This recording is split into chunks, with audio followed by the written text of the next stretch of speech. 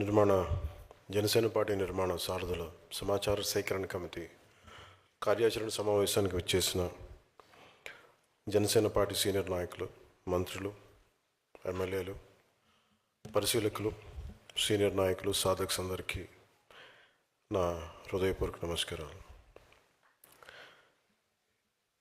చప్పట్లు కొట్టచ్చు పర్లేదు. ఏది సందేహంతో చేయకండి, నిస్సందేహంగా చేయండి. గత సంవత్సరం మన 12.5 లక్షలు ఉన్న జనసేన పార్టీ సభ్యత్వం ఈ సంవత్సరం దాదాపు 22 లక్షలకి చేరింది. అంటే మీరందరూ క్షేత్రస్థాయిలో బలంగా జనసేన పార్టీని ప్రజల్లోకి తీసుకెళ్లారు. కాకపోతే ఇది నేను ఒక్కనే మాట్లాడితే సరిపోదు, మీరందరూ నన్ను నమ్మి పార్టీని ముందుకు తీసుకెళ్లారు. కాబట్టి ఈ ఒక్కడితో మొదలైన ఈ పార్టీ ఈరోజు 22 లక్షల మంది ఉద్యమీలతోటి చాలా ఒక బలమైన సమూహంగా తయారైంది.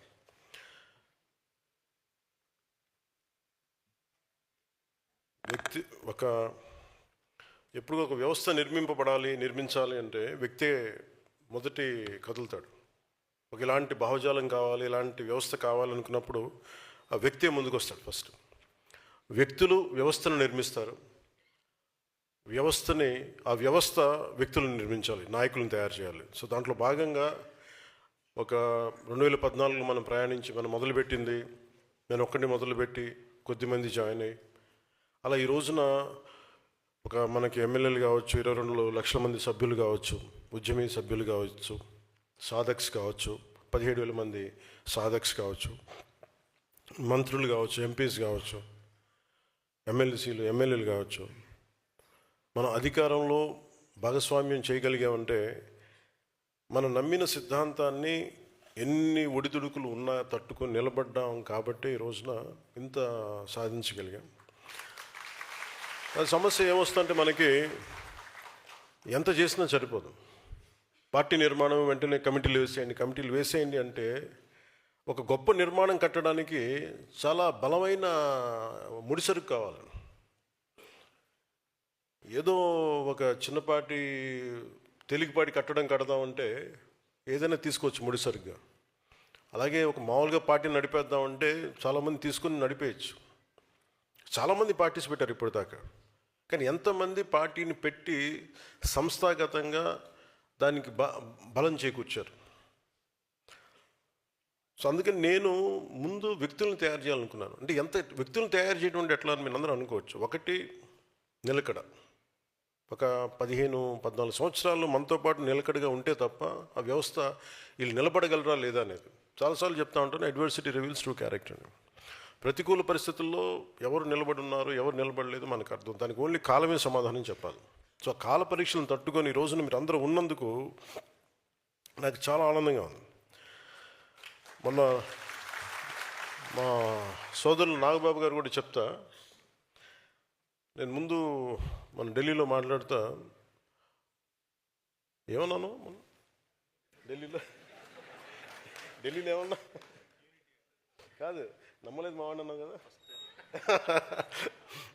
అంటే తను బాగా పొలిటికల్ ఫిలాసఫీ చదువుకున్నాడు, సోషలిజం గురించి అవగాహన ఉన్నవాడు, లాయరు, మద్రాస్ బార్లో లా మెంబర్గా ఉన్నాడు. సో తనకి చాలా ఖచ్చితమైన అభిప్రాయాలు ఉంటాయి. కానీ అలాంటిది వీడు పార్టీ పెడుతున్నాడంటే ఆల్రెడీ ఒకసారి నలుగున్నాం, దెబ్బతిన్నాం, వీడు ఎలా అంటే కేవలం మన బ్రదర్గా నలిగిపోతాడేమో ఒక భయం, వీటన్నిటికీ ఒక చిన్న అపనమ్మకం కూడా కాదు, అది ఒక జాగ్రత్త, ఒక భయం తమ్ముడి మీద కాదు. అది అన్నకు ఉండాల్సిన ప్రేమ లక్షణం కింద చూస్తాం తప్ప అది అనేది అపనమ్మకం కాదు. కానీ ఎలా సాధిస్తాడనేది ఉంటుంది. అలా చాలామందికి ఉండింది, అన్నయ్యకి ఉన్నట్టుగా, నాబాబు గారికి ఉన్నట్టుగా చాలామందికి ఉంది. ఎలా వెళ్తాడు ముందుకి, వీడికి అవగాహన లేదు వీడికి అనుకుంటాను. అంటే నది మొదలుపెట్టినప్పుడు, దాన్ని గంగా ప్రవాహం మొదలుపెట్టినప్పుడు చిన్న ధార కింద ఉంటుంది. అది ఎన్ని మలుపులు తిరిగి ఎన్నిటో కలుపుకొని ముందుకెళ్తే అది మహాప్రవాహం అయిపోతుంది. అలాగే జనసేన మొదలుపెట్టినప్పుడు నా నమ్మకం ఏంటంటే ఇది ఒక రోజున మహాప్రవాహం అవ్వాలని.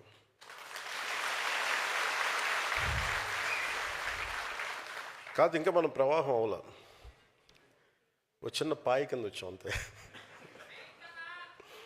అవుతాం మనందరం కలిస్తే కదా, తలా చేయేస్తేనే కదా. సో అది ఈరోజు మనం మొదలుపెట్టాం. అంటే నేను ఎందుకు ఈజీగా పెట్టేసి ఉండొచ్చు, ఒక 10 మంది నాయకులను పెట్టేసి మీరు నడిపేయండి పార్టీ అంటే నడపచ్చు. ఉదాహరణకి ఇదే నేను మీరు చూడాలంటే ఈ 2008లోనూ నేను యూత్ వింగ్కి, యువరాజ్యంకి నేను అప్పుడు అనుకుని చేసినవి ఇవన్నీ. అంటే ఒక బలమైన పార్టీ ఎలా ఉండాలని చేసుకున్నప్పుడు ఆ రోజు నేను కొంత చేయగలిగాను, కానీ అది యూత్ వింగ్ కాబట్టి నేను మొత్తం అప్లై చేయలేకపోయినా, చేయకూడదు కూడా. కాకపోతే ఆ అనుభవం నాకు చాలా బలం ఇచ్చింది నాకు. ఇప్పుడు మీరు అనుకోవచ్చు, తెలంగాణలో మా నాయకులు ఎవరు లేరు, ఎమ్మెల్యేలు లేరు, ఎంపీస్ లేరు, మరి ఎందుకు ఉంది పార్టీ? ఉన్నది 1,00,000 మందే కావచ్చు 4 కోట్ల జనాభాకి. ఎంత బలంగా మాట్లాడతారు చూడండి. దేనికేనంటే ఒక భావజాలాన్ని నమ్ముకుంటే మనుషులు ఎంత బలంగా కొట్లాడగలరు, ఎంత బలంగా పోట్లాడగలరు అనేది తెలంగాణ జనసేన మనకి యూత్ చూపించారు. అంటే నేను ఎందుకు చెప్తా అంటే, if you believe in certain ideology, నమ్మితే మటుకు ఎంత స్థాయికి వెళ్ళొచ్చు అని అనడానికి తెలంగాణ మన జనసేన నిదర్శనం దానికి. ఇంకా అలాంటిది మనకి నమ్మారు కాబట్టి ఈరోజు ఇంతమంది ఎమ్మెల్యేలు, ఎంపీలు ఇచ్చారు. ఓడిపోయిన తర్వాత కూడా నిలబడ్డారంటే దానికి ఆంధ్రప్రదేశ్కి, నేను మన జనసేనకి నిలబడ్డ మద్దతుదారులకి, మన జన సైనికులకు కావచ్చు, మన వీర మహిళలకు కావచ్చు, నాయకులకు, ప్రతి ఒక్కరికి నిలబడ్డ ప్రతి ఒక్కరికి పేరు పేరున ధన్యవాదాలు తెలుపుకున్నాను. ఇది నా కోరిక ఏముందంటే, చాలా సంవత్సరాల నుంచి నేను చెప్తా ఉన్నాను, కొంతమంది నాయకులకి చెప్పాను, మీరు అర్థం చేసుకోండి, కొంచెం కమిటీలు వేయండి అని చెప్తా ఉంటాను. సమస్య ఎక్కడ ఉంది అంటే, అర్థం చేసుకునేవాళ్ళు లేరు. ఏమంటావు? అదే అంటున్నా, మిమ్మల్ని అర్థం చేసుకునే వాళ్ళ గురించి నేను చెప్పేది. మిమ్మల్ని అర్థం చేసుకునే అంటే, ఇప్పుడు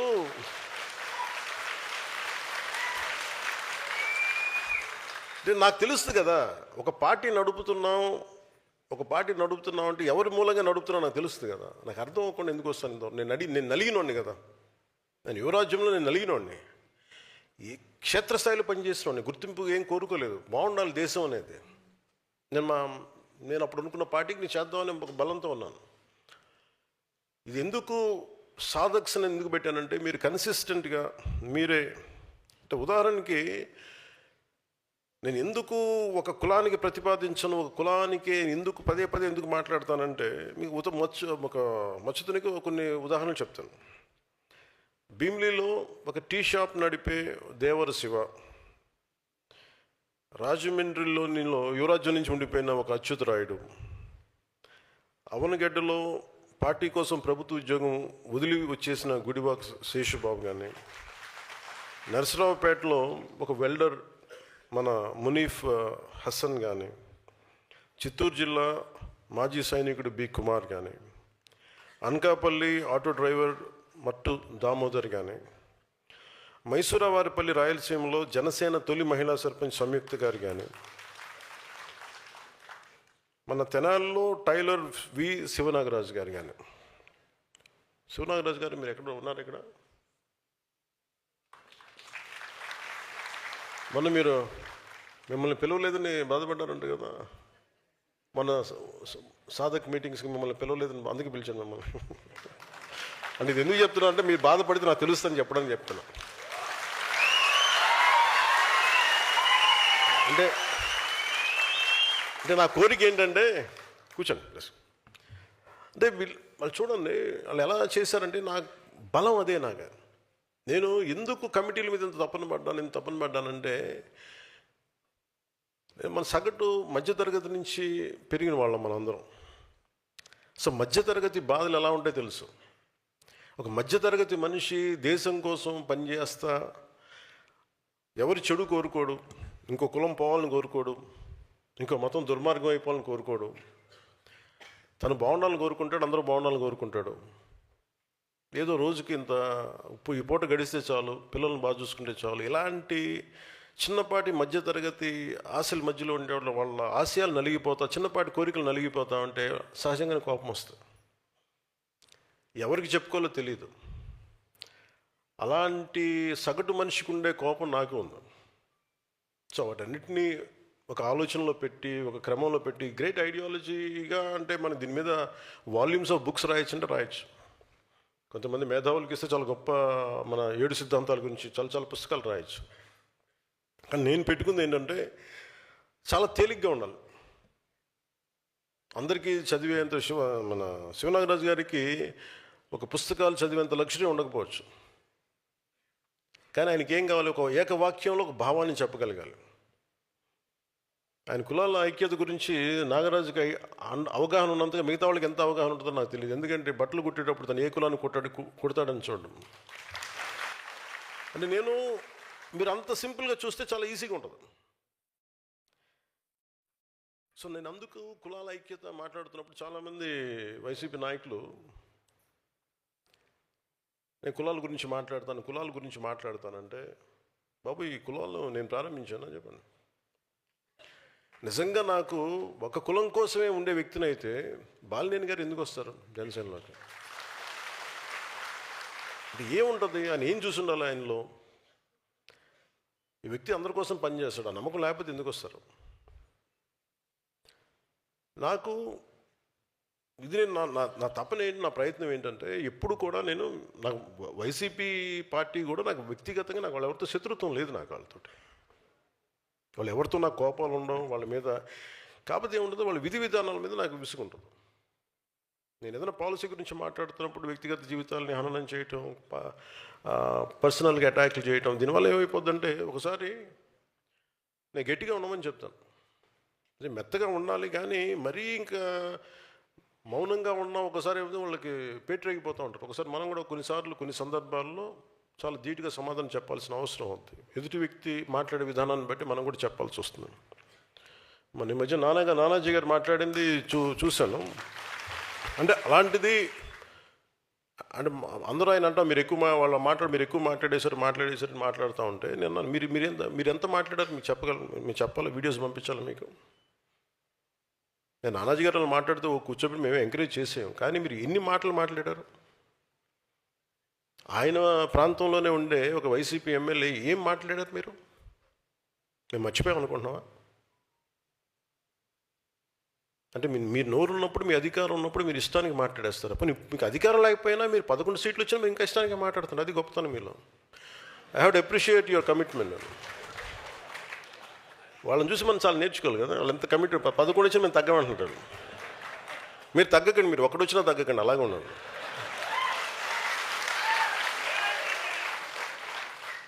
మీరు ఒకటి వచ్చినా తగ్గదు, అలా బలంగా ఉండలేదు. మిమ్మల్ని తగ్గమని ఎవడు చెప్పాడు?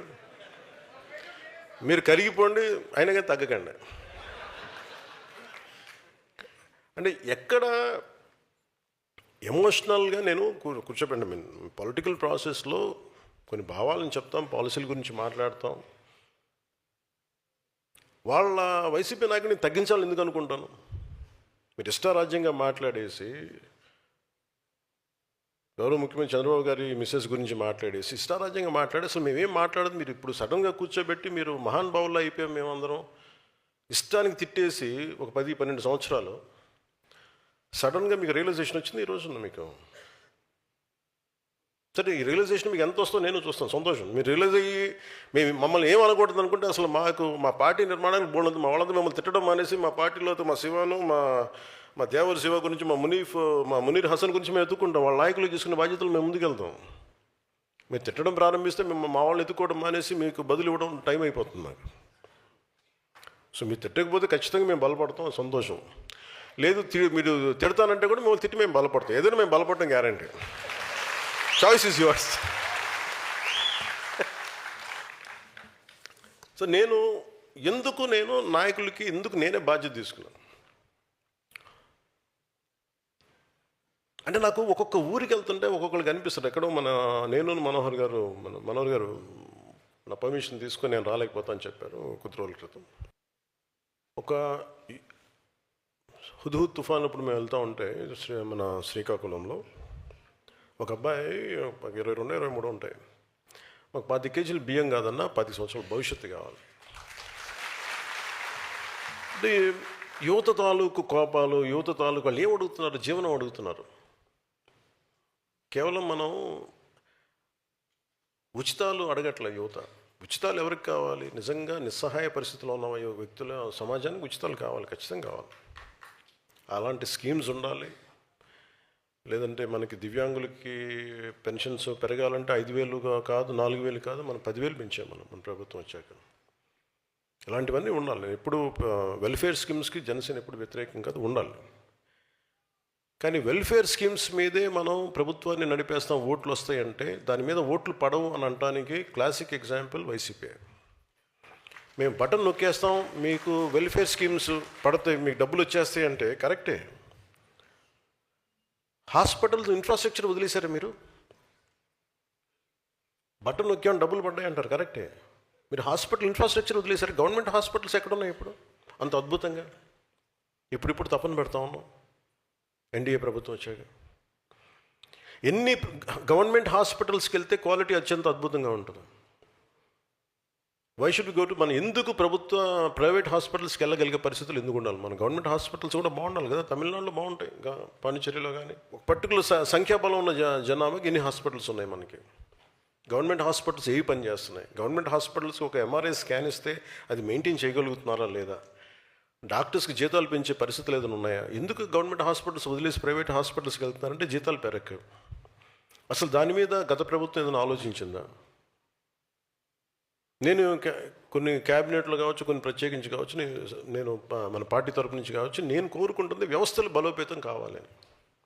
వ్యవస్థలు బలంగా ఉండాలి. మనకి basic infrastructure, basic government schools, basic roads. ఎంతసేపు మేము మీకు బటన్లు నొక్కేసాం, మీకు డబ్బులు వచ్చేసాం. రోడ్లు ఎవరు వేశారు ఈరోజు చెప్పండి? అంటే మీరు 70 సంవత్సరాలు టైంలో కూడా పడని రోడ్లు ఎందుకు పడ్డాయి? Because infrastructure is very important. ఒక రోడ్డు లేకపోతే ఊరి నుంచి ఎలా బయటకు వస్తాం? ఆ తర్వాత ముందు అసలు రోడ్లు ఇన్ఫ్రాస్ట్రక్చర్కి మనకి డబ్బులు పెట్టుబడి పెట్టడం మానేసాం.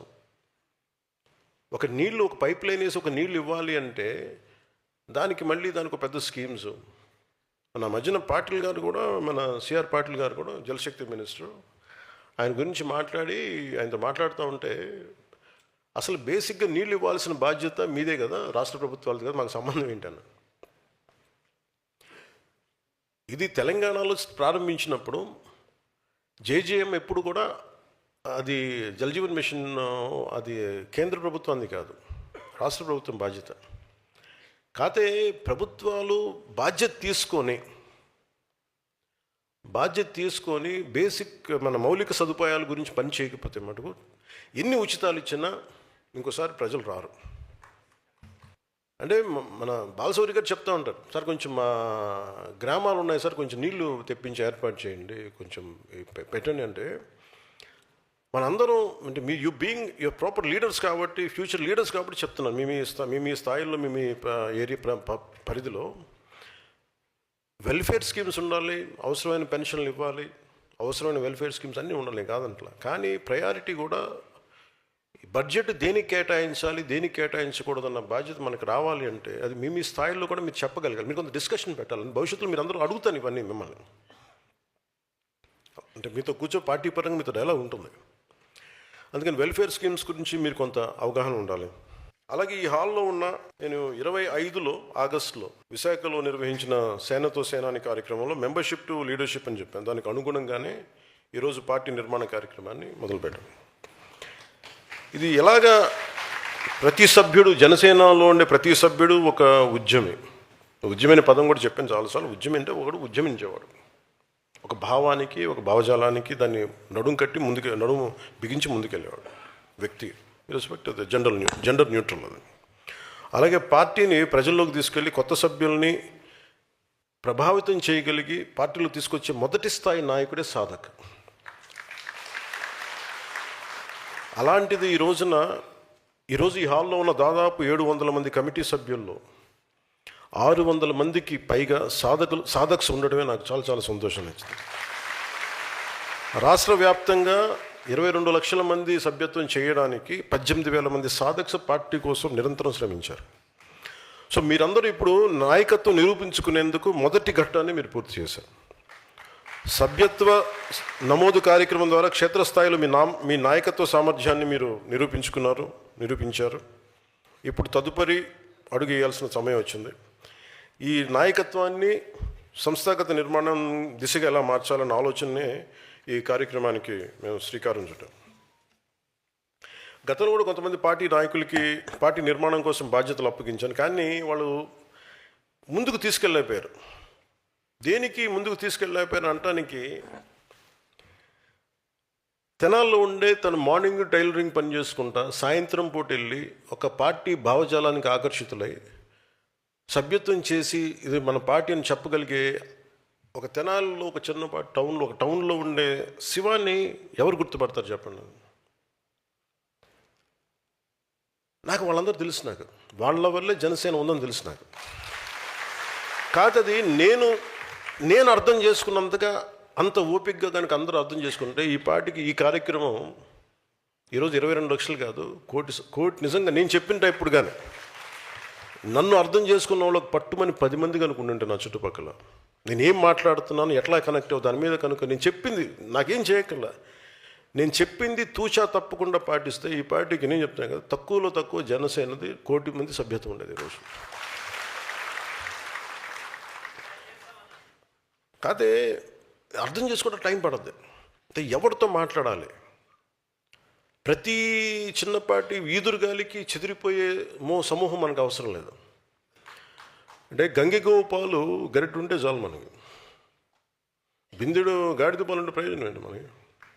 సో నేను అనుకుంటుంది జనసేనకి నమ్మిన వాళ్ళు 18,000 మంది సాధక్స్, ఒక దీంట్లో ఎంతమంది నిలబడతారు ఎన్ని ఇంకా మనం ఫిల్టర్ చేస్తే కనీసం ఒక 5,000 మంది ఉన్నారనుకోండి. 5,000 మంది, do think it's a small army? ఒక 100 మంది కూర్చోబెట్టి మాట్లాడితే సమూహాలు కదిలిపోతాయి, నిలబడాలి దానికి. అలాంటిది 18,000 మంది సాధక్స్ ఉన్నారు. వీళ్ళని కరెక్ట్గా నాయకత్వం దిశగా చూపించగలిగితే మీది మామూలు శక్తి అనుకుంటున్నారా మీరు? మీ శక్తిని అర్థం చేసుకోవాలి అంటే నేనే కూర్చోవాలనిపించింది నాకు. మీ శక్తి నాకు బాగా తెలుసు. అంటే నేను ఎందుకు మాట్లాడగలను, బలంగా ఎక్కడికైనా మాట్లాడగలంటే నాలా ఎవరి భావం ఉంటుంది? నాయకుడు అనేవాడు ఎవరి భావం మాట్లాడాలి? ప్రజల భావం మాట్లాడాలి. అంతేగాని కూర్చోబెట్టి కన్వీనియంట్గా ఓట్లు పడతాయి అనే భావాలు నేను మాట్లాడను. ఏది సరైందో అదే మాట్లాడతాను నేను. అది మన పార్టీకి సంబంధించి అయినా సరే. సో అందుకని మిమ్మల్ని అర్థం చేసుకోవడానికి సో నేను ఎందుకు మిమ్మల్ని పెట్టాను సాధకులుగా, 700 మంది సభ్యుల్లో 600 మందిని మిమ్మల్ని ఎందుకే పెట్టామంటే, ఒక 10 సంవత్సరాలు మీరు గుర్తింపుగా నోచుకోవాలి, 12 సంవత్సరాలు కానీ మీరు పని చేసుకుంటూ వెళ్ళిపోయారు. సో మీకు గుర్తింపు లేకపోతే బాధ ఎలా ఉంటుందో మీకు బాగా తెలుసు.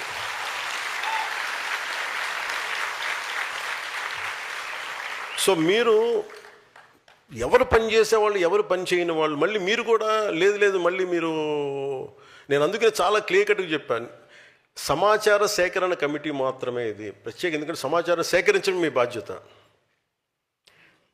సో ఇది నేను ప్రత్యేకించి చెప్పి నేను దీంట్లో ఏం చేశానంటే, మీకు మీ నియోజకవర్గాల్లో కావచ్చు, మీ మండలాల్లో కావచ్చు, పంచాయతీల్లో కావచ్చు, మీరు ఉండే పార్లమెంట్లో కావచ్చు, ఏ వ్యక్తి పని చేస్తాడు, ఏ వ్యక్తి పని చేయడు, మన పరిశీలకులుగా పంపిస్తున్న మన ఎంపీలు కావచ్చు, ఎమ్మెల్సీలు కావచ్చు, ఎమ్మెల్యేలు కావచ్చు, సీనియర్ నాయకులు వాళ్ళకి తెలియజెప్పాలి మీరు ఒకసారి. మీరు అర్థం చేసుకోగలరు. అందుకని వీరు ముందున్నా కానీ వెనకాల రక్షణ కవచం లాగా మీరే ఉన్నారు. అంటే ఎవరిని ముందు అందుకని మిమ్మల్ని చాలా చాలా నమ్మి పెట్టాను మిమ్మల్ని. సో నేను ఎలా చేస్తున్నాను దీనికంటే, పార్టీ కోసం అంకిత భావంతో పనిచేసి సామర్థ్యం ఉండి బాధ్యతలు స్వీకరించేందుకు ఆసక్తి ఉన్న సాధక్స్, జన సైనిక్స్, వీర మహిళలు కావచ్చు, వారి అందరి వివరాలు సేకరించేందుకు ఈ జనసేన పార్టీ సారథుల సమాచార సేకరణ కమిటీని ఏర్పాటు చేశాం. ప్రతి పార్లమెంట్ నియోజకవర్గానికి 28 మంది సభ్యులతో ఈ కమిటీని ఏర్పాటు చేశాం. ప్రతి పార్లమెంట్ నియోజకవర్గానికి ఒక పరిశీలకుడు, 3 సీనియర్ నాయకులు, 3 సీనియర్ సాధక్స్, వీరితో సమన్వయం చేసి 21 మంది సాధక్స్, మొత్తం 28 మంది సభ్యులతో ఈ కమిటీ పనిచేస్తాయి. వీరికి సహకారం అందించేందుకు మళ్ళీ మీరు ఇచ్చిన ఇన్ఫర్మేషన్ మళ్ళీ అటు ఇటు దారి మళ్ళకుండా, ఇది ఏ బాక్సుల్లోకి వెళ్ళిపోతే అసలు రీచ్ అవుద్దా లేదా అన్న మళ్ళీ అష్యూరెన్స్ ఇవ్వడానికి మళ్ళీ నా ఆఫీస్ తరపు నుంచి, నా ప్రెసిడెంట్ సెక్రటేరియట్ తరపు నుంచి ఒక 5 మంది సపోర్ట్ టీంని పంపిస్తున్నాయి, 28 మంది కాకుండా. ఎందుకంటే మీరు సేకరించే పత్రాలు కనుక మీరు మన శివ లాంటి వాళ్ళు కానీ, మన మునీర్ హసన్ లాంటి వాళ్ళు, డి కుమార్, మట్టు దామోదర్ లాంటి వాళ్ళు, అలాగే మన సర్పంచ్ సంయుక్త, ఇలాంటి ఎంతోమంది ఉన్నారు. వీళ్ళందరినీ మళ్ళీ గుర్తిస్తారా, మళ్ళీ వరవడిలో పోద్దా, ప్రవాహంలో పోద్దా అని మిస్ అవ్వకుండా మళ్ళీ నేను కూర్చోబెట్టి చేశాను.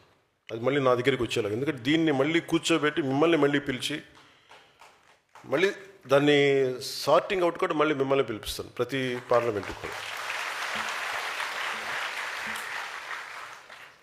ఈ కమిటీల ప్రధాన బాధ్యత నాయకుల్ని ఎంపిక చేయడం కాదు, సమాచారాన్ని చాలా పారదర్శకంగా సేకరించడం మాత్రమే.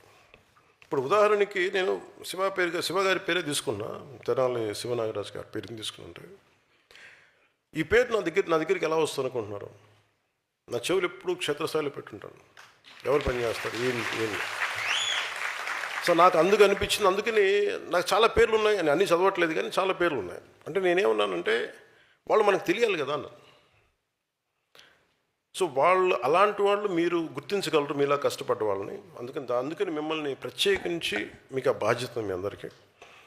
కొంతమంది కమిటీల జాబితాను రిలీజ్ చేసిన తర్వాత కొంతమంది నాయకులు నాతో కొన్ని మెసేజెస్ పంపించారు. ఈ కమిటీలో ఉన్న వాళ్ళు మాకు తెలియదు, వాళ్ళు ఎక్కడ పనిచేశారో మాకు తెలియదు, మీకు నచ్చిన వాళ్ళతోనే కమిటీస్ ఏర్పాటు చేశారా అని కొన్ని ప్రశ్నలు వచ్చినాయి. ఈ కమిటీల ప్రధాన బాధ్యత పార్టీ కోసం నిస్వార్థంగా కష్టపడిన నాయకులు, సాధకులు, జన సైనికుల వివరాలను సేకరించడం, నా పరిశీలనకు పంపించడమే తప్ప.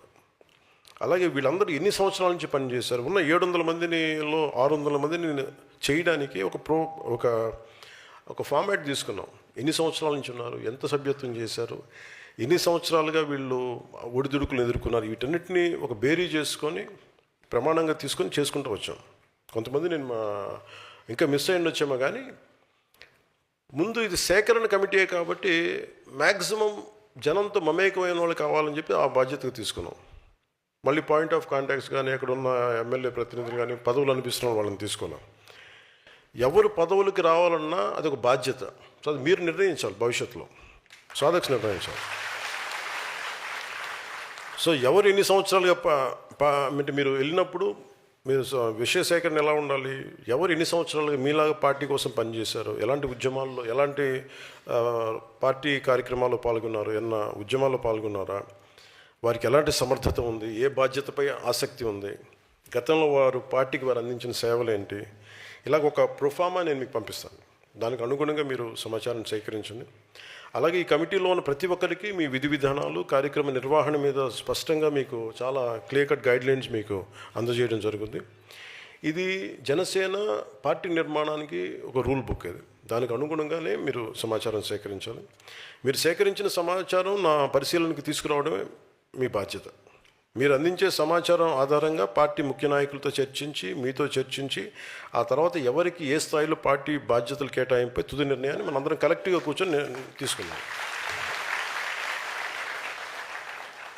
అంటే నాకున్న సమస్య కూడా ఏంటంటే, మీ నియోజకవర్గంలో, మీ మండలంలో, మీ గ్రామంలో ఎలాంటి గుర్తింపు ఆశించకుండా సంవత్సరాల తరబడి పార్టీ కోసం కష్టపడుతున్న జన సైనికుడిని ఎవరో కూడా మనం గుర్తించలేకపోతే పార్టీని సంస్థాగతంగా ఎలా నిర్మించగలం? Thank you. మీ చేతలాగా కరెక్ట్ అనిపించడం చేస్తాను. ఎందుకంటే బాగాలేదనుకోండి మీరే తిడతారు నన్ను, అందుకని అని కళ్ళు మూసిపోయినాయి కనిపించవయ్యాన్ని నాకు అనిపిస్తాయి. కాదే సహాయం ఒక్కడిని ఎన్ని పనులు చేయగలను చెప్పండి. అంటే పార్టీ కోసం పనిచేసే కార్యకర్తలు గుర్తించే నాయకత్వం లేకపోవడం వల్ల స్వయంగా నేను ఈ ప్రక్రియను ప్రారంభించాను. సరిపోవట్లా. అది ప్రాబ్లం ఏముందంటే, ఒక పొలిటికల్ పార్టీ ఎవరైనా స్టార్ట్ చేసేయగలరు కానీ జనసేన ఒక పెక్యులర్ పరిస్థితిలో ఉంది. వాళ్ళందరికీ నేనంటే ఇష్టం, నా భావజాలం అంటే ఇష్టం. సో వాళ్ళందరూ డైరెక్ట్గా మేము నీకు ఒకసారి మంచి నాయకులను పంపించిన, మీతో సంబంధం లేదు, మేము డైరెక్ట్ పవన్ కళ్యాణ్ మాట్లాడతాం. ఓకే, అది కూడా చెప్పాను కదా. అంటే ఎక్కడి నుంచి అభిమానులుగా ఉండి లేదంటే భావజాలానికి ఆకర్షితులై వాళ్ళందరినీ చాలామంది పెద్ద పెద్ద నాయకులు వచ్చి ఈ యువత గోల భరించలేక వాళ్ళు వెళ్ళిపోయిన సందర్భాలు చాలా ఉన్నాయి. మేము వస్తాం సార్, మీ వాళ్ళు మమ్మల్ని పన్నెవరు రానివ్వరు అంట. అంటే మీరు కూడా ఒకసారి ఎలా ఉంటారంటే, మీరు చాలా పొసెసివ్గా. ఇప్పుడు చూడండి, మనం పొద్దున్న ఏదో చూస్తూ ఉన్నాం. అంటే ప్రేమతో దగ్గర తీసుకోవడానికిను ప్రేమతో బంధించేయడానికిను ప్రేమతోటి దగ్గరగా పెట్టుకోవడం చాలా తేడా ఉంది. ప్రేమ ఎలా ఉండాలంటే, ఒక చిన్న పక్షి ఫోటోగ్రాఫ్ చూపించాడు. ఆ చిన్న పక్షిని ఇలా గుప్పిట్లో బంధించేశారనుకో, నాకు ఇష్టమైన పక్షిని, అది నలిగిపోతుంది ఇట్లా. నిజంగా ప్రేమ ఉన్న చోట అంటే అది అలా ఉంటే అది వాలుద్ది అలా వచ్చి. సో మన అభిమానం, మన ప్రేమ ఎలా ఉండాలి అంటే ఎదిగేలా ఉండాలి. మొక్క ఎదగకుండా రోజు దానికి రాళ్ళు కట్టేసాం అనుకోండి, ఆ మొక్క అదే అలా ఉంగిపోతూ ఉంటుంది. చూడటానికి మహావృక్షంలో ఉంటుంది కానీ బోన్సాయి మొక్కలో ఉండిపోతుంది. జనసేన అలా చేయకండి, అదో మహావృక్షం, అది ఎలా ఎదగనివ్వండి. ఎదిగితే ఆ కొమ్మల మీద మీరు అందరూ కూర్చోవచ్చు. సో అందుకనే ఈ కమిటీలో ఉన్నవారు ఎవరు కూడా బయట నుంచి వచ్చిన వ్యక్తులు కాదు. క్షేత్రస్థాయిలో పార్టీ సభ్యత, ఇందాక చెప్పినట్టుగా పార్టీ సభ్యత నమోదు కార్యక్రమాన్ని విజయవంతంగా చేసిన నాయకులు వాళ్ళు, ప్రజల్లోకి పార్టీని తీసుకెళ్ళిన వాళ్ళు, ఎలాంటి పదవులు లేకపోయినా, ఎలాంటి గుర్తింపు కోసం ఆశించి పనిచేయాలి, గుర్తింపు ఉన్నా లేకపోయినా పర్లేదు, మా జనసేన కోసం నేను పనిచేసిన వాళ్ళని తీసుకున్నాను. ఈ కమిటీలో ఒక ఆటో డ్రైవర్ దగ్గర నుంచి ఒక టీ షాప్ నడిపే వ్యక్తి ఉన్నారు, గృహిణి ఉన్నారు, రోజువారీ కూలీ చేసుకుంటూ పార్టీ కోసం పనిచేసిన వ్యక్తులు ఉన్నారు. ఇలా వివిధ వర్గాలకు చెందిన పార్టీ కోసం నిస్వార్థంగా శ్రమించిన మన జన సైనికులకి, వీర మహిళలకి అవకాశం కల్పించాం. అందుకే ఈ కమిటీలు వ్యక్తులను చూసి ఏర్పాటు చేసినవి కావు, పనిచేసిన వారిని గుర్తించి ఏర్పాటు చేసిన కమిటీస్ అవి. ఈరోజు మనం అధికారంలో ఉన్నామంటే మనకున్న 21 మంది ఎమ్మెల్యేలు, 2 ఎమ్మెల్సీలు, 3 ఎంపీలు, 3 మంత్రులు, దాదాపు 3500 పైగా నామినేటెడ్ పదవులు ఉన్నవాళ్ళు, దాదాపు 3000 మంది స్థానిక సంస్థలో వార్డు మెంబర్ నుండి జడ్పీటీసీ స్థాయిలో ఉన్నారంటే దానికి కారణం వ్యక్తిగత గుర్తింపు కోసం కాకుండా పార్టీ సిద్ధాంతం కోసం నిలబడిన జన సైనికులు, సాధక త్యాగం. ఇప్పుడు ఆ త్యాగానికి, అంకిత భావానికి సంస్థాగత గుర్తింపు ఇచ్చే సమయం వచ్చింది. ఈ కార్యక్రమం కేవలం కమిటీల నియామకం కాదు, జన సైనికుల నుంచే భవిష్యత్ జనసేన నాయకత్వాన్ని నిర్మించే ఒక బలమైన ప్రక్రియ అది. సో నేను మొదలుపెట్టినప్పుడు ఇల్లు దూరం, చీకటి, గాఢాంధకారం అని చెప్పాను. నాకు తెలియదు, అంటే అంత అయోమయంగా ఉండేది. నాకు ఎలా స్టార్ట్ చేయాలంటే అదే కరెక్ట్. అంటే సో మీకు కొన్ని నేను పంచుకుంటాను మీతోటి. ఓకే, మేజర్ చెప్పగలిగింది ఇదే, మిగతా అని చెప్తాను. నేను ఇంకోటి ఏం చేద్దాం అనుకున్నానంటే, నాకు ఒకటి చెప్పి కీలకమైంది. ఈ రోజున 18,000 మంది సాధక్స్ ఉన్నారు. 18,000 మంది సాధక్స్. యు ఆర్ ఫస్ట్ లీడర్, అంటే ఫస్ట్ ప్రైమరీ లీడర్షిప్ మీదే పార్టీది. You are leaders. అంటే మొదటి లైన్ అండ్ లెంత్లో నిలబడే నాయకత్వం మీదే. అండ్ దట్స్ వై యువర్ సాధక్స్. అంటే మీరు 18,000 మంది తలుచుకుంటే జనసేన నిర్మాణం ఎలా ఉంటుంది మీరు ఊహించుకోగలరా? నాకు ప్రాణాలు వద్దు, పని చేయండి చాలు. మళ్ళీ నాకు ఆ బరువు నాకెందుకు, ఇంట్లో అంత తిడతారు నన్ను. నాకు ప్రాణాలు వద్దు, పని చేయండి చాలు. అంటే మనం ప్రాణాలు ఇచ్చేంత గొప్ప విలన్స్ కూడా అక్కడ లేరబ్బా. అక్కడ అంత గొప్ప వ్యక్తులు ఉంటే ఇప్పటి సమాజం వేరుగా ఉండేది కదా. అంటే ఇది సరే కొన్ని చెప్పి మనం 18,000 మంది ఉన్నారు కదా. నేనేం చెప్పానంటే, మొన్న కమిటీస్ వేసినప్పుడు నా కోరిక 18,000 మంది సాధక్స్ని నేను ఇలా కలవాలని చెప్పాను. నా ఫస్ట్ గోల్ అది. అలాగే మన ప్రతి ఒక్కళ్ళకి, అంటే ప్రతి ఊర్లో, ప్రతి పార్లమెంట్లో, ఇక్కడ వేదిక పైన ఉన్న నాయకులకి సపోజ్ ఒక బాధ్యత అప్పు చెప్తే వాళ్ళు కనీసం ఒక 2,000 మంది తెలిసి ఉండాలి. రేపు పొద్దున ఎవరైనా, ఉదాహరణకి మన బొమ్మిడి నాయకుని కానీ పంపించింది నెల్లూరు, పంపిస్తున్నప్పుడు ఆయనకి దాదాపు ఒక 2,000 మంది తెలియాలి. ఇది అయిపోయే లోపు, కంప్లీట్ ఎక్సర్సైజ్ అయిపోయే లోపు. నాగబాబు గారిని అరకు పంపిస్తున్నా, కూర్చోబెట్టడానికి కొంచెం ప్రేమగా మాట్లాడగలడు, ప్రకృతి ప్రేమికుడు, మొక్కల్ని సంరక్షించేవాడు. అందుకే మీరు ఆయన్ని అంటే చాలా ఆలోచించి పంపించాం ఒక్కొక్కరిని కూడా. మన పల్నాడికి మన బాలినేని గారు కరెక్ట్ అనిపించింది నాకు.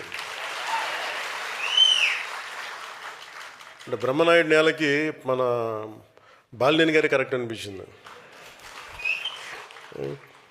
కాకినాడ తట్టుకోవాలంటే మన సామినేని గారు కరెక్ట్ అనిపించింది. అసలు ఒక్కొక్కరిని నేను ఒకటి 10 సార్లు ఆలోచించి మిగతా వాళ్ళతో మాట్లాడి అన్ని నిర్ణయాలు ఎందుకు తీసుకుంటున్నా 10 సార్లు మాట్లాడి కింద క్షేత్రస్థాయిలో మాట్లాడి ఒక్కడికి అన్నీ ఏం తెలుస్తాయి చెప్పండి, అందరితో 10 మందితో మాట్లాడాలి కదా. అలాగే మన దుర్గేష్ గారిని అమలాపురం పంపితే బంధువులు ఎక్కువ ఉండి మళ్ళీ ఏం జరుగుతుందో తెలియదన్న మొహాట పడతారేమో అనిపించలేదు. ఎందుకంటే సరదాగా చెప్తున్నాను, కానీ ఒకసారి మొహాటాలు ఉండి మనోడేనండి కొంచెం పెట్టేయండి అంటే ముఖ్యం మొహాట పెట్టి పెట్టేస్తారా. సో ఇవన్నీ ఇట్లా ప్రతిదీ ఆలోచించి అంటే నేను నేనేం చెప్పానంటే అన్నీ మీరు రైట్ చేయాలి, 100% రైట్ చేయాలని నన్ను ఆలోచించకండి. ఒక ప్రయత్నం మొదలు పెడతాం. అంటే అంబేద్కర్ గారు చెప్పింది constitution is a living document. దాన్ని ముందుకు తీసుకెళ్లే వ్యక్తుల స్పిరిట్ని బట్టి ఉంటుంది ఇంటర్ప్రిటేషన్ ఆఫ్ ద డాక్యుమెంట్. అందుకని ఇట్స్ కాల్డ్ లివింగ్ డాక్యుమెంట్. అలాగా మన పార్టీ నిర్మాణం 100% intention is extremely right. So నాయకులకు కూడా మిమ్మల్ని ఒకసారి చూస్తే మీరు మనం ఎదురు బదురుగా కూర్చొని ఒకసారి మనం మాట్లాడుకుంటే అంటే మీరు ఎంత నిలబడ్డారో మన వాళ్ళకి తెలిస్తే దాని తాలూకు విలువను మరింత ఇనుమడింపు చేయగలరు నాయకులను. అందుకని వారి ముందు నేను తీసుకుంటున్నాను. అంటే ఈరోజు జనసేన పార్టీ నిర్మాణ సారథుల సమాచార సేకరణ కమిటీ ఏర్పాటు, నా మాటని చాలా క్షుణ్ణంగా తీసుకోండి, అంటే జాగ్రత్తగా వినండి. ఈరోజు మీరు ఎవరినైతే తీసుకుంటున్నారో ఈ నిర్మాణ సారథుల సమాచార సేకరణ, భవిష్యత్ ఆంధ్రప్రదేశ్ నాయకత్వం ఇక్కడి నుంచే వస్తుంది బలవంతం.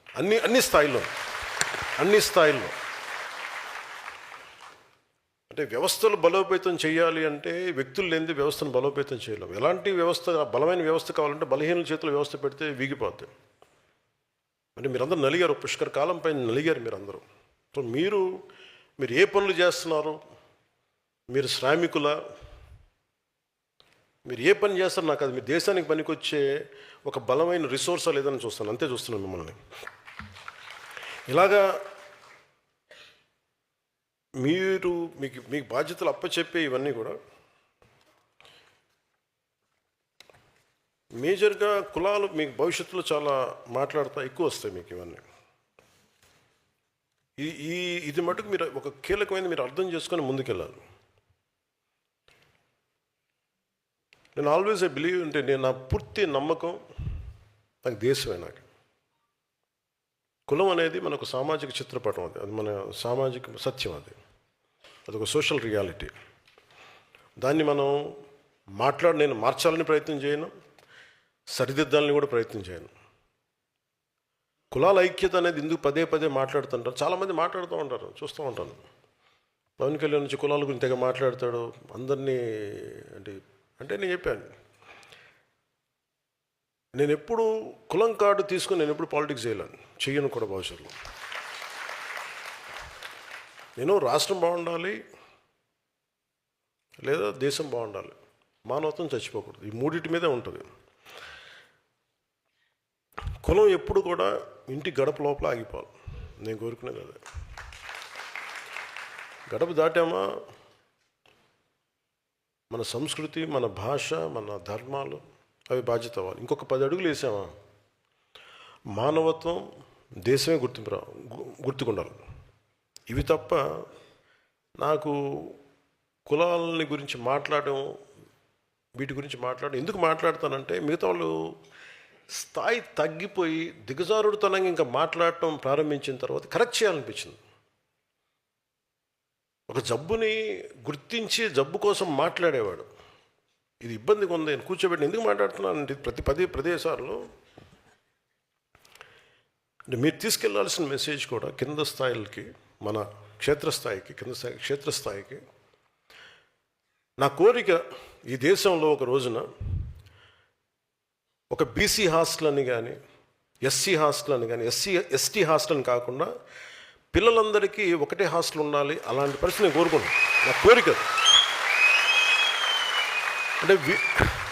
అంటే ప్రభుత్వాలే సంవత్సరాలుగా, దశాబ్దాలుగా పిల్లలు మనం చిన్నప్పుడు మీరు ఊహించండి, మీరు ఒకసారి వెనక్కి వెళ్ళి చూడండి. మనం ఆడుకునేటప్పుడు, మన స్కూల్కి వెళ్ళేటప్పుడు మన ఫ్రెండ్స్ ఎవరు, మనం ఎప్పుడు ఆలోచించు. ఓట్లకి రాగానే అన్న ఆ వీధిలో అన్న మన దళిత సోదరులు అన్న నమస్కారం పెట్టన్నాను అన్న, ఇటు వెళ్ళన్నా మన కాపు సోదరులు అన్న ఇటు దండం పెట్టాను అన్న, అటు మన మన విశ్వకర్మ సామాజిక వర్గం ఉన్న ఆ సోదరులకు దండం పెట్టి అన్నీ విడగొట్టి మాట నాకు చిరాకు ఉంటుంది ఒకసారి వినటానికి. అదే నేను కులాలను బేస్ చేసుకుని నేను లేను. మేము రాజకీయం అలాగే నడుస్తే నాకు తెలియదు. కానీ ఎవరో ఒకరు ఎక్కడో చోట ప్రయత్నం అయితే మొదలు పెట్టాలి. ఒకసారి మనం మాట్లాడుతున్నప్పుడు కులాల్ని కలపడానికి తప్ప విడగొట్టడానికి అయితే నేను చేయను. ఎందుకంటే నేనేమంటానంటే ఎవరి కాస్ట్ ఐడెంటిటీ నేను మార్చలేను, నాకు తెలుసు అది. అంటే ఈ మధ్యన నేను రమేష్ గారికి రాజ్యసభ పెట్టినప్పుడు ఎంతమంది ఎన్ని రకాలుగా దాని మీద అసలు ఒక నెల రోజులు గొడవ జరిగింది. ఇంకా జరుగుతుంది నాకు తెలియదు, ఇంకా జరుగుతుండాలి నాకు తెలిసి. నేను ఒక వ్యక్తిని ఎలాగ నేను నిర్ధారిస్తాను, ఎందుకు ఇస్తాను? ఇప్పుడు శివ గారిని గుర్తించినట్టుగానే, మునీర్ని గుర్తించినట్టుగానే రమేష్ గారిని కూడా అలాగే గుర్తిస్తాను నేను. అలా గుర్తించకపోతే తప్పు చేసిన అవుతాను కదా. అంటే నువ్వు కూర్చోబెట్టి ఇప్పుడు నిజంగా మనతో పాటు ఒక 10 మంది ఉండి ఆయనతో సరిసమానంగా కొద్దిమంది ఉండి అలాగే పనిచేసి వాళ్ళు ఎవరు లేకుండా ఆయన ఒక్కరికి ఇచ్చామంటే అర్థం ఉంది. అందరూ వెళ్ళిపోయిన తర్వాత ఆయనకి ఇస్తే ఇప్పుడు బాధపడే ప్రయోజనం ఏంటి అంటారు. సో ఇది కొన్నిసార్లు నేను మాట్లాడుతాను బలంగా, అంతేగాని దాన్ని కూర్చోబెట్టి మీ పొలిటికల్ గెయిన్స్ కోసం జనసేన అంటూ అది రైట్ కాదు. మెయిన్గా మీకు భవిష్యత్తులో వచ్చేది కూడా చెప్తున్నాను. మొన్న రాజమండ్రిలో మీరు కొంతమంది చూసే ఉండొచ్చు. రాజమండ్రి వచ్చినప్పుడు చాలామంది బీసీ నాయకులు చాలామంది నా దగ్గరికి వచ్చారు. ఈవెన్ తెలంగాణలో కూడా సామాజిక తెలంగాణ అని మాట్లాడుతూ ఉంటారు. ఎందుకు ఇన్ని బలమైన కులాలుండి ఎందుకు అధికారంలోకి రాలేకపోతున్నాయి అని మాట్లాడుతూ ఉంటే బీసీ నాయకులందరికీ చెప్పాను. దాదాపు 105 కిలోల పైన 105 కులాల పైన ఉంటాయి బీసీ సామాజిక వర్గాలు అన్నీ కలిపి. ఒక్కొక్క కులంలో కొన్ని ఉపతెగలు ఉంటాయి. కాపుల్లో బలిజ, తెలగ, ఒంటరి ఇలాంటి సమూహాలు. మొన్న మాట్లాడినంత ఏంటి కోపం చెప్పండి వీళ్ళందరికీ. మాకు సంఖ్యాబలం ఉంది, మాకు ఎవరు ఇవ్వట్లేదంటే మిమ్మల్ని మీరు అడిగే స్థితిలో ఎందుకు పెట్టుకున్నారు? మిమ్మల్ని మీరు ఒకళ్ళు ఇచ్చే పరిస్థితులు ఎందుకు పెట్టుకున్నారు మిమ్మల్ని మీరు? అంటే మీకు ఐక్యత లేదు. మీకు ఐక్యత లేనప్పుడు ఏం జరుగుతుంది? బీసీ నాయకులు కూడా అదే చెప్పాను. నేను ఇవ్వడానికి నేనెవరన్నాను? మా బీసీలని చేయాలంటే బీసీలని చేయడానికి నేనెవరన్నాను? పవన్ కళ్యాణ్ ఎవడు? పవన్ కళ్యాణ్ దిగొచ్చాడండి. అసలు మీరు ఎవరిని కూడా 50% ఉన్న బీసీ కులాలన్నీ కూడా అసలు మీకు ఎవరైనా ఇవ్వాల్సిన అవసరం ఏముందంట? మీరు అందరూ కలెక్టివ్గా ఉంటే మీరు 10 మందికి ఇవ్వగలిగే పరిస్థితుల్లో మీరున్నారు. మీరు ఉండాలి. కానీ మీరు ఎంతసేపు దేహి అని మీరు ఎందుకు అనుకుంటున్నారు? మీరు అంటే మీకు ఏం జరుగుతుందంటే మీరు గొడవలప్పుడు మటుకు అందరికి ఏకమవుతున్నారు. కానీ నిజంగా ఎప్పుడైతే ఓట్లు రావాలో అప్పుడు మటుకు మీరు నాయకత్వం లోపం కావచ్చు, రకరకాలుగా ముక్కలుగా విడిపోయి ట్రెడిషనల్ పార్టీస్కి మీరు వెళ్ళిపోతున్నారు.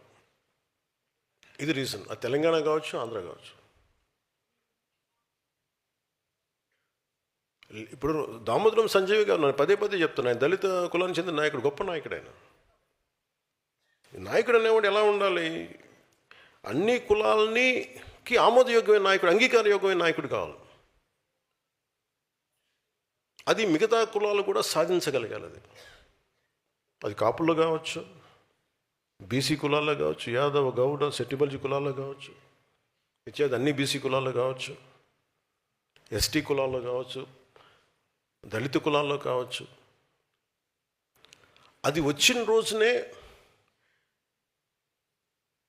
చాలామంది నాయకులు ఇప్పుడు తెర వెనక్కి కూర్చోబెట్టి ఇప్పుడు అలాంటప్పుడు మీరు కనుక మీరు బలపడితే మీకు వైసీపీ లాంటి పార్టీ మీకు అవసరం ఉండదు. నాలాంటి తిట్టాల్సిన అవసరం కూడా మీకు ఉండదు. నాలాంటి ఇన్సిగ్నిఫికెంట్ అయిపోతాడు. నిజంగా మీరు అలాంటి స్థాయికి ఎదగాలని మనస్ఫూర్తి కోరుకుంటున్నాను ఈరోజు, మనస్ఫూర్తిగా. అంటే ఎందుకు మీకు చెప్తున్నానంటే, ఇది అధికారానికి దూరంగా ఉన్న అనేక సామాజిక వర్గాల గురించి అందరూ ఎప్పుడు మాట్లాడుతూనే ఉంటారు, ఇందాక చెప్పినట్టుగా. కానీ వారికి నిజంగా సాధికారత వైపు అడుగులు వేస్తున్నారా లేదా, లేక వారు అసంతృప్తితోనే రాజకీయ మూలధనంగా మిమ్మల్ని ఉపయోగించుకుంటున్నారా? నేను కులాన్ని రాజకీయ పెట్టుబడిగా నేను పెట్టను. అందుకే నేను ఎప్పుడు కులం అనే మాట్లాడను. కులాన్ని గౌరవిస్తాను అంటాను. అందుకని కులాల ఐక్యతనే కోరుకుంటాను తప్ప నేను ఎప్పుడు ఏం కోరుకుంటాను? దేశం, నా నేల, సమాజం కోరుకుంటాను. మన దేశంలో బహుజన్ సమాజ్ పార్టీ సామాజిక న్యాయం కోసం ఒక పెద్ద రాజకీయ ఉద్యమాన్ని నిర్మించింది. అది లక్షలాది మందికి, కాంశీరామ్ గారి నేతృత్వంలో లక్షలాది మందికి రాజకీయ స్వరం అయింది, అది గొంతైంది, బలమైన గళమైంది. ఇది భారతదేశ ప్రజాస్వామ్యంలో చాలా చాలా కీలకమైన ఒక అధ్యాయం ఇది. కానీ అది ఒక పాఠం కూడా నేర్పించింది. ఏ ఉద్యమం అయినా ఒక సామాజిక వర్గానికి మాత్రమే పరిమితమైతే, సంస్థల్ని నిర్మించకపోతే, కొత్త తరాలకి అది విస్తరించకపోతే దాని ఎదుగుదలకి పరిమితులు ఏర్పడతాయి. అందుకనే ఈ రోజున బహుజన్ సమాజ్ పార్టీ ఎదుగుదల ఆగలేక పరిమితం అయిపోయింది. అందుకనే ఒక నాయకుడు కేవలం తన కులాన్ని నమ్మితే సరిపోదు, ఇతర కులాలను కూడా నమ్మాలి. అది సమాజం మొత్తం నమ్మాలి, దేశం నమ్మాలి. అప్పుడే నిజమైన రాజకీయ సాధికారత వస్తుంది. దానికి నేను చెప్పేది ఏంటంటే సోషల్ ట్రస్ట్ కోషియంట్ అంట. ఒక అధికారి దగ్గర మొన్న చూశారు కదా, మన కృష్ణలంకలో ఏదో గొడవ జరుగుతుంటే, అంటే ఎంత హాస్యాస్పదంగా ఉంది వినటానికి ఈ మాటలు, ఎంత బాధగా అనిపిస్తుంటే. చనిపోయిన ఇప్పుడు ఒక రౌడీ, ఇప్పుడు క్రిమినల్ క్యాస్ట్ ఏంటి, ఎలా వేసుకొస్తారు నాకు అర్థం కదా, లాజిక్ నాకు ఎలా మిస్ అయిపోతారు. ఒక క్రిమినల్కి మీరు క్యాస్ట్ అని మీరు ఎలా అంటగడతారు, ఏ బేసిస్లో మీరు తీసుకొస్తారు అంటే మనం అర్థం చేసుకోవాల్సింది ఏంటంటే ఇది ఒక నెరేటివ్. ఇది మన దగ్గర ఎందుకు మీకు చెప్తున్నానంటే, రేపు పొద్దున మీరు 18,000 మంది మీరే గొంతు గళం. మన దగ్గర ఛానల్స్ లేవు, పేపర్లు లేవు, టీవీలు లేవు. నేను 18లో 19లో మాట్లాడుతుంటే నేను చెప్పేవాడిన, అరే నాన్న తమ్ముడు మీ ఫేస్బుక్లో నా ఆయుధాలు రా బాబు అంటే, అన్న అలాగే చేసి నిలబెట్టారు ఈరోజు. నేను 5 సంవత్సరాలు పట్టింది నిలబడ్డాను. అంటే మీరు అధికారానికి దూరంగా ఉన్న వర్గాలని అధికారంలో తీసుకురావటం ఒక రాజకీయ విజయం అది. కానీ అన్ని వర్గాలని అంగీకరించే నాయకత్వంగా తీర్చిదిద్దటం ఒక సామాజిక విజయం. నేను సామాజిక విజయం వైపు వెళ్తున్నాను. అంటే ఏంటి, మీరు కూర్చోబెట్టి ఇద్దరు ఈ 3 కులాలని మనం పెట్టి మార్చేసుకుంటే మనకు అధికారం వస్తుంది, రావచ్చు, మనకు తెలియదు. కానీ అది పొలిటికల్ విక్టరీ అవుద్ది, కానీ సోషల్ విక్టరీ అవుతుంది. వేరే జనసేన ప్రయత్నిస్తున్నది ఏంటంటే సామాజిక విజయం, సోషల్ విక్టరీ. ఎవరు అధికారంలోకి వచ్చినా మనకేం కాదు అనే భద్రత మిగతా కులాలకి చాలా చాలా ఎసెన్షియల్. ఇది అంటే ఉదాహరణకి, ఇది మీరు వేదిక పైన ఉన్న నాయకులు కానీ మీరందరూ ఆలోచించండి. మాధ్యమాలు చూస్తున్న, సామాజిక మాధ్యమాలు కానీ ప్రసార మాధ్యమాలు చూస్తున్న వాళ్ళు కానీ, ప్రతి సామాన్య పౌరులు మీరు కూడా ఆలోచించండి. అందరినీ మనం ఒక ఘాటును కట్టేయడానికి ప్రయత్నం చేస్తారు. వీళ్ళు they are not about one caste. ఒక గ్రూప్ ఉండాలి అంతే, ఒక 10 మంది. అధికారం వాళ్ళ చేతిలోనే ఉండాలి, దానికి కులం లేదు. దానికి వాళ్ళందరూ చూడండి ఒక గ్రూపు. ఇప్పుడు మీరు వైసీపీ అనగానే మీరు ఏమనుకుంటారు, ఒక సామాజిక వర్గానికి చెందిన గ్రూప్ కాదు అది, ఒక వర్గానికి చెందించిన గుంపు అది. వాళ్ళు దేనైనా వాడతారు, వాళ్ళు కులాన్ని వాడచ్చు, మతాన్ని వాడచ్చు, లేదా ఇంకా రకరకాలు వాడచ్చు. మీరు చూడండి, మనల్ని తిట్టేవాడు, మీరు ఇదే వేదిక పైన చెప్తున్నా, గతంలో వైసీపీకి పనిచేసిన నాయకులు కూడా వేదిక పైన ఉన్నారు. బాలినేని గారు కానీ, సామినేని గారు కానీ. వీళ్ళు ఎప్పుడన్నా ఈ 5 సంవత్సరాల కాలంలో ఎప్పుడన్నా మనల్ని దిగజారిపోయి తిట్టిన దాఖలాలు మీరు విన్నారా ఎప్పుడన్నా? మరి వాళ్ళల్లో మన ఉదాహరణకి బాలినేని గారే, మన సామినేని గారే కరుడు కట్టిన కాంగ్రెస్ వాది. ఆయన జీవితం అంతా కాంగ్రెస్తో గడిచింది. ఆయన రావడానికి 100 ఆలోచించారు.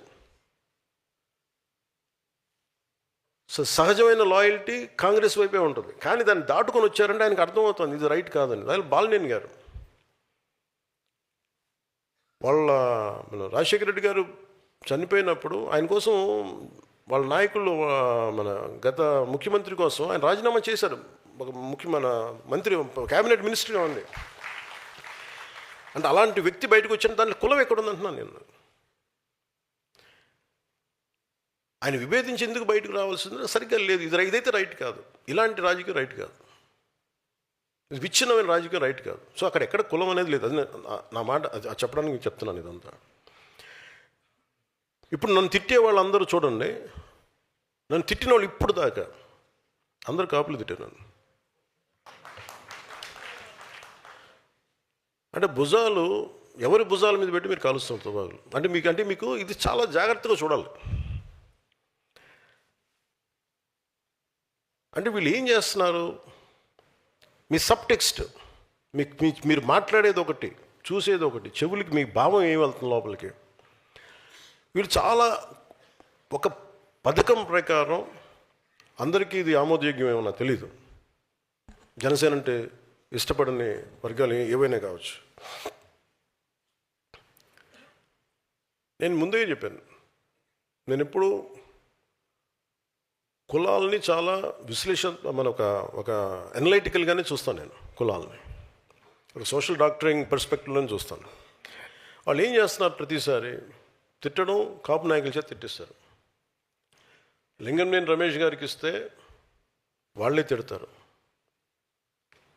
లేదంటే ఒక కుర్రాడు 14 ఏళ్ల ఆడబిడ్డని 3 రోజులు గదిలో బంధించి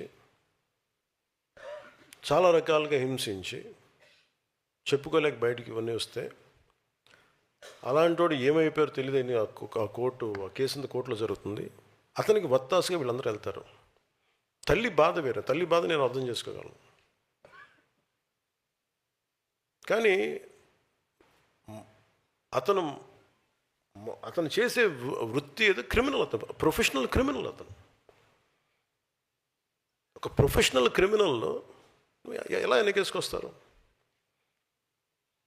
ఏ బేసిస్లో వెనకేసుకొస్తారు? Just because he's your caste. మీ కులం అయితే సరిపోద్దా? అంటే చిన్నప్పుడు మనం వినేవాళ్ళం కదా, show me your friend, I tell you who you are అంటారు ఎవరన్నా. అలాగే మీ నాయకుడిని చెప్పండి, అతనేంటో మీరేంటో నేను చెప్తానని. ఇప్పుడు చూడండి, సోకాల్ లీడర్స్ అందరూ ఎలాంటి వైపు మగ్గుతున్నారు వీళ్ళందరూ. అంటే ఏం మెసేజ్ ఇస్తున్నారు వీళ్ళందరూ? ఉదాహరణకి చాలా కులాలు ఉన్నాయి. ఉదాహరణకి ఫర్ ఎగ్జాంపుల్ కాపు కులాన్ని తీసుకుందాం. ఈ మధ్యన మనకి ఎక్కువ వినిపిస్తుంది కాబట్టి. వీళ్ళు కాపులను ఎలా ప్రొజెక్ట్ చేస్తున్నారు? ప్రతిసారి ఈ 4-5 మంది ఫేసులు కనిపిస్తాయి. మన బూతులు తిట్టేవాళ్ళు, కాపులు బూతులు తిడతారు. ఈ కృష్ణ ఏదో పేరు ఉంది, వీళ్ళు క్రిమినల్, వీళ్ళు ఇది అన్ని నెగిటివ్ న్యూస్ చూడండి. సో మీకు ఏమైపోద్ది, కొద్ది రోజుల తర్వాత సబ్లిమినల్గా మీ మనోగతంలో ఏమైపోద్ది, it will become confine to అది. ఈ భావన దేనికి వేస్తుంది? కాపు అని చెప్పగానే ఇవన్నీ గుర్తొస్తాయి మనకి. We'll form our opinion. అది వీళ్ళ స్ట్రాటజీ. అంటే మీకు భావం ఏం చెప్తారు? ఇది ఒక్క కాపు కులానికి కదా, అందరికీ చెప్తారు, అన్ని కులాలకి. ఇదొక very clear cut political game ఇది. నేను దాన్ని బ్రేక్ చేస్తాను కాబట్టే నా మీద ఇంత కోపం అందరికీ. కొంతమంది ప్రాంతీయతలు పట్టుకొచ్చి రాష్ట్రాలు విడిపోయిన ఇంకా మీరు తిడతా ఉంటే, ఇది దేశంలో అంతర్భాగం అని చెప్పినందుకు నన్ను తిడుతున్నారు. అది నేను ఎప్పుడు తెలంగాణను వ్యతిరేకించాను అంటే నేను ప్రతి ఒక్కరు డిఎన్ఏని బయటికి చెప్తా. అందుకని కోపం అందరికీ నా మీద. నాకు అర్థం అవుతూ ఉంటుంది. అంటే ఏ సామాజిక వర్గం అయినా నాయకత్వం వహించాలంటే మిగతా అన్ని సామాజిక వర్గాల విశ్వాసాన్ని పొందాల్సిందే, వేరే దారి లేదు దీనికి. భారతదేశంలో ఏ ఒక్క వర్గం కూడా, ఏ ఒక్క కులం కూడా ఒంటరిగా చరిత్రని మార్చబోదు కూడా. కలిసి నడిచిన వారే చరిత్ర నిర్మించారు. అందరినీ కలుపుకెళ్ళిన వాళ్ళే చరిత్ర నిర్మించారు. సాధికారత అంటే మీరు ఒక కులాన్ని పైకి తీసుకురావడం కాదు, మిగతా కులాలను కూడా వాళ్ళని పైకి తీసుకొస్తూ మీరు వాళ్ళు కూడా అంగీకరించే స్థాయికి మీరు ఎదగడం. ఏ సామాజిక వర్గానికైనా నేను అడిగే ఒకటే ప్రశ్న, మీ నాయకుడి మాటలు మీ కులాల గౌరవాన్ని పెంచుతున్నాయా, మీ సమాజం గౌరవం పెంచుతున్నాయా, లేక మీ సమాజం పైన ఉన్న అభిప్రాయాన్ని దెబ్బతీస్తున్నాయా? ఇది ప్రతి కులం మీరు చూసుకోవాల్సిందే. మీరు ఒక వ్యక్తి చేసిన తప్పు, ఒక కులం చేసిన తప్పు ఎలా అవుద్ది అంటే, నేను అందుకే చెప్తాను, నువ్వు నాయకుడిని చూపించి నీ భవిష్యత్తుని ఏంటో నేను చెప్తాను. నువ్వు ఎవరిని నమ్ముతున్నాడు దాన్ని బట్టి నీ భవిష్యత్తు ఉంటుంది. ఇలాగ బూతులు తిట్టేవాడు నమ్మితే 11కి వచ్చారు, 151కి వస్తారు.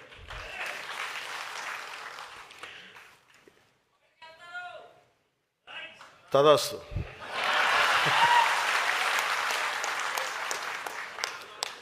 నీలో అమోఘమైన తపోశక్తి ఉంది, నువ్వు సాధించుగా.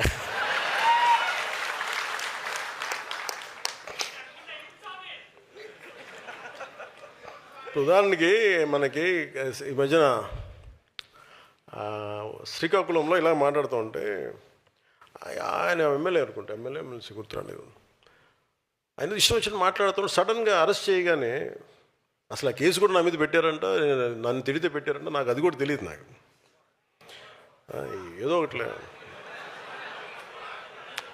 పేర్లు. నేను అనేది వ్యక్తిని చెప్పట్లా. నాకు చెప్పాను కదా, వ్యక్తితో పెద్ద సంబంధం. నాకు నిజంగా చాలామంది తిడుతున్నారు, నన్ను చూస్తాను. నాకు ఎంత ఇమ్యూనిటీ వచ్చేసిందంటే భగవంతుడి దయ వల్ల.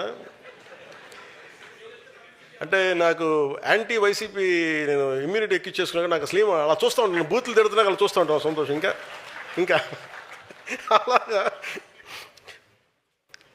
అంటే వాళ్ళు సడన్గా ఇష్టానికి తప్పులు చేసేసి, అంటే ఇప్పుడు మా కులాన్ని తొక్కేస్తున్నారు అంటాడు. నీ కులం చెప్పిందా నీ బూతులు తిట్టమని? నీ కులంలో ఉన్న ఏం మాత్రం సెన్సిబుల్ ఉన్న ఒక మహిళను అడుగు, ఒక యువతిని అడుగు, ఒక యువకుడిని అడుగు, ఒక అనుభవం పెద్ద ఆయన్ని అడుగు. నేను బూతులు తిడతానండి, మళ్ళీ నన్ను జైల్లో పెడితే, పోస్టులో పెడితే నేను నా కులాన్ని వాడేస్తాను చెప్పు. ఏం మాట్లాడుతున్నారా మీరంతా? జనసేన కులాల ప్రాతిపదికన రాజకీయం చేయరా, కానీ మీరు చేసిన తప్పులు చేస్తే మటుకు నేను చెప్తున్నా. మా వాళ్ళు ఎంత మాట్లాడతారో, మా నాయకులు కానీ మీరు కానీ ఎంత చేస్తారో నాకు తెలియదు. కానీ నేనైతే తప్పు మీరు ఇష్టం వచ్చినట్టు బూతులు తిట్టేసి క్రైములు చేసి కులాలు వెనక దాక్కుంటే నేను మటుకు దానికి బలంగా ఖండిస్తాను. అంతవరకు నాకు ఆ భయాలు లేవు నాకు. సో అందుకని ఈరోజు మనం ఈ కమిటీల ద్వారా ఇవన్నీ మాట్లాడుకున్నాం. సో మన సమర్థతను గుర్తించాలి. అంటే ఇలాంటి పరిస్థితులు మీరు ఎదుర్కోవాలండి. ఇవన్నీ ఎందుకు చెప్తారా? ఇలాంటి పరిస్థితులు మీరు ఎదుర్కోవాలి అంటే మీరు వీటి మీద అవగాహన ఉండాలి. చాలామందికి నాయకులు చెప్తున్నా, ఈ మధ్యన మన రాజు ఎక్కడ చెప్పాను, మీరు మాట్లాడరు ఏంటండి, మన వాళ్ళందరినీ అడిగా. అడ్డగోలుగా తిడుతున్న ఎవరు మాట్లాడరు, మొహాట పడుతున్నారు ఏంటంటే, అదే మీరు ఏం చెప్తారా అని. అంటే నేను ప్రతిసారి చెప్తానంటండి వాళ్ళని తిట్టమని. అలాగే అది అప్పుడు చెప్పా, తెలంగాణ ఉదాహరణ చెప్పా. తెలంగాణలో నేను చెప్తానా, వాళ్ళు ఎవరు ఎంపీలు ఎమ్మెల్యేలు కూడా కాదు. వాళ్ళకి లోపల వేడు నెత్తురు ఉంటుంది. అలా అంతే, వాళ్ళ దగ్గర ఏం లేదు. వాళ్ళ మాటే ఆయుధం, మాటే తోట. వాళ్ళకి పదవస్తో కూడా తెలియదు, వాళ్ళకి పార్టీ పదవులు కూడా లేవు. కానీ వాళ్ళు ఎదురు దాడి చాలా అద్భుతంగా ఉంటుంది. అంటే దగ్గర కానీ పాలసీ ప్రకారం మాట్లాడతారు.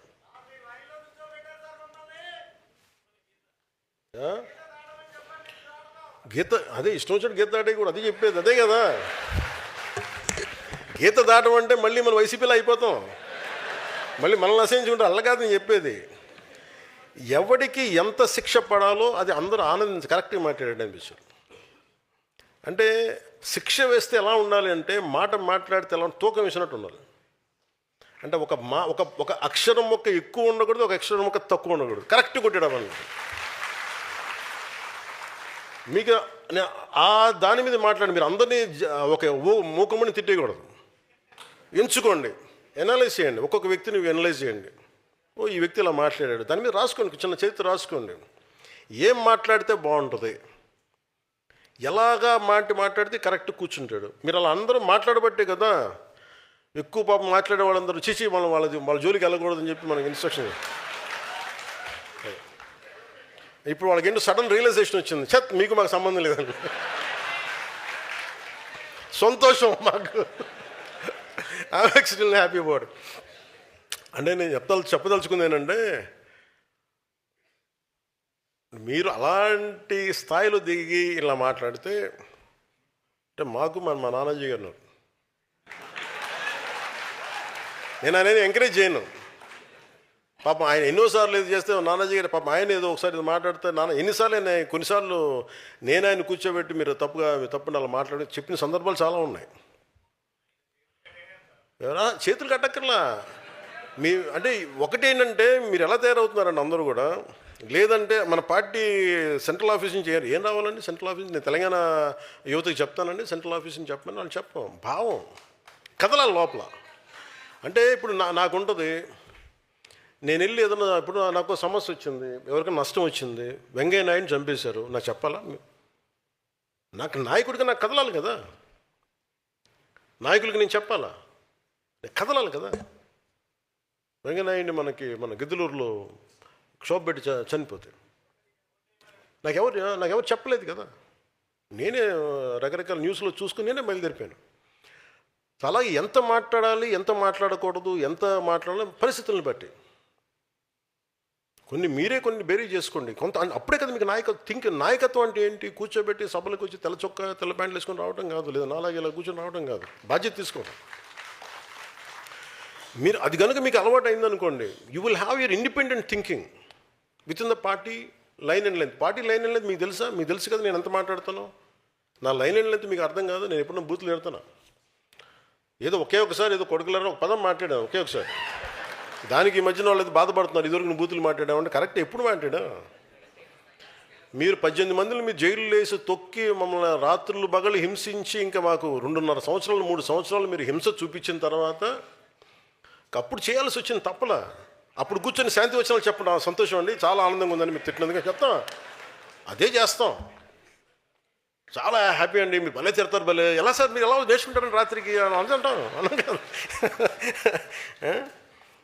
అలా అని చెప్పి మీరు కూర్చోబెట్టి నోటికి ఏదో వచ్చినట్టు మాట్లాడితే నాకు అర్థం ఉండక్కర్లా. మీరు మాట్లాడేదానికి పాలసీ ప్రకారం మీరు ఖచ్చితంగా విమర్శించండి, మేము కరెక్ట్ చేసుకుంటాం. మీరు మమ్మల్ని విమర్శిస్తే మీరు ఏ తప్పులు చెప్తున్నారో పాలసీలు అవి కరెక్ట్ చేసుకొని నెక్స్ట్ టైం మేము రావడానికి ప్రయత్నం అదే కదా చేస్తాం. మేము తప్పులు చెప్పాలి, మాకు తప్పులు చేస్తే మేము తప్పులు సరిదిద్దుకుంటాం. అలా కాకుండా మీరు కూర్చోబెట్టి మీరు ఇష్టానికి తిట్టేస్తున్నాం ఇది అని అంటే అది సబబు అనిపించుకోదండి. వైసీపీ నాయకులందరికీ చెప్తున్నాను.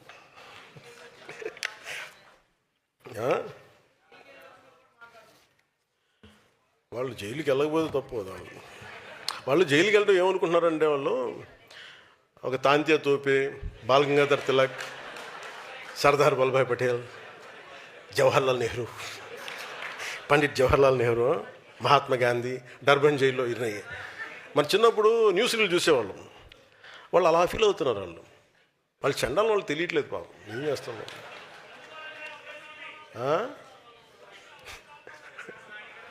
అంటే అలాగా సదరన్ అంటే ఇవన్నీ. అంటే మనం పొలిటికల్ ప్రాసెస్లో అన్నీ అర్థం చేసుకోవాలి. మీరు పాలసీ పరంగా మాట్లాడాలి, ధాటికి ఎదుర్కోవాలి, ధీటుగా నిలబడాలి, అన్నీ ఉంటేనే హీజ్ అ లీడర్. సో మీ 18,000 మంది అలాంటి నాయకులు కావాలని మనస్ఫూర్తిగా కోరుకుంటూ, మన నాయకత్వాన్ని తయారు చేస్తున్న ఒక వ్యవస్థ నిర్మిస్తున్నాం. అదే నా నమ్మకం, అదే జనసేన ఆలోచన, అదే మన భవిష్యత్ భారతదేశ బలానికి పెట్టుబడి. థ్యాంక్ యూ అండ్ జై హింద్.